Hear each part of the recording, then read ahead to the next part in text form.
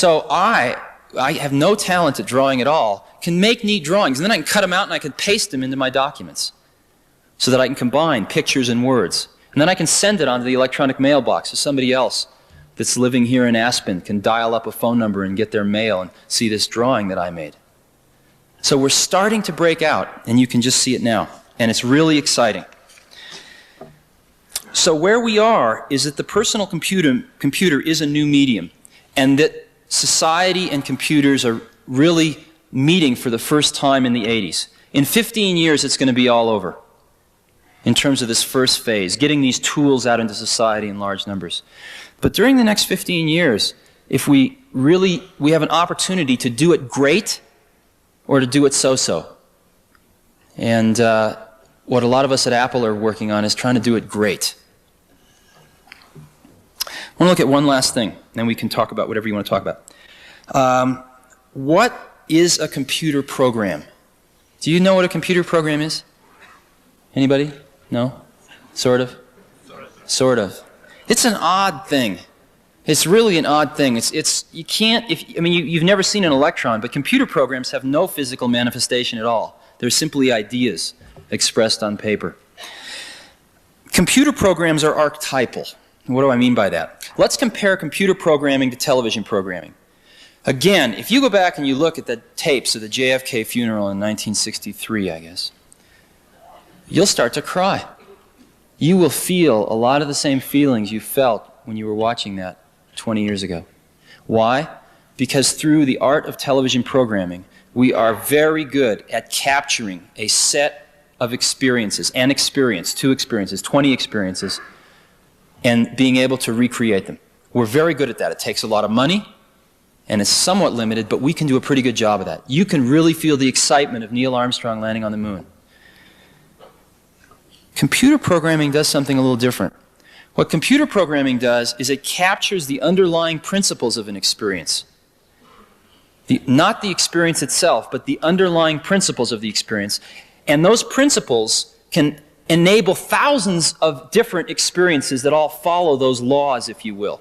And the perfect example is the video game. What does the video game do? It follows the laws of gravity, of angular momentum, and it sets up this stupid little Pong game. But the ball always follows these laws. No 2 Pong games are ever the same. And yet every single Pong game follows these underlying principles. Give you another example. There's a neat program called Hammurabi. And Hammurabi, there's 7-year-old kids playing this. And it's a game, and it comes up on the screen, he goes, and you're King Hammurabi. He goes, oh, King Hammurabi. And you get to be King Hammurabi of the ancient kingdom of Sumeria for 10 years. He comes, oh, King Hammurabi, this is year 1. You have 1,000 bushels of wheat in storage, you have 100 people, and you have 100 acres of land.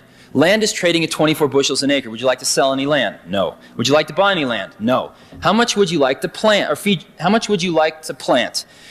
And it turns out that if you don't plant enough, some of your people will starve the next year. And if you plant a lot, then people will come from the surrounding villages because you got a hot village to live in and you feed them well. It's crude. But basically, there are these 7-year-old kids playing with this macroeconomic model. And you can argue about the content of the model. But one thing you can't argue about, they will sit there for hours and play that and learn. And we've got to get our models better and better and more sophisticated. But that is an interactive way of learning that none of us ever had when we were growing up. And again, thousands of individual experiences, but all based on that one set of underlying principles. When I was going to school, I had a few great teachers and a lot of mediocre teachers. And the thing that probably kept me out of jail was books. Because I could go read what Aristotle wrote or what Plato wrote. And I didn't have to have an intermediary in the way. And a book was a phenomenal thing. It got right from the source to the destination without anything in the middle. The problem was, you can't ask Aristotle a question.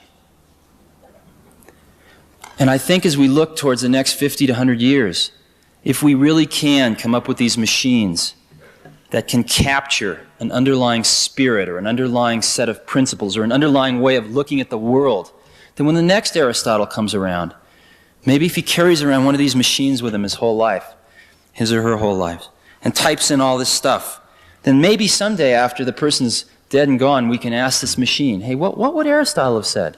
What about this? And maybe we won't get the right answer, but maybe we will. And that's really exciting to me. And that's one of the reasons I'm doing what I'm doing. So what do you want to talk about?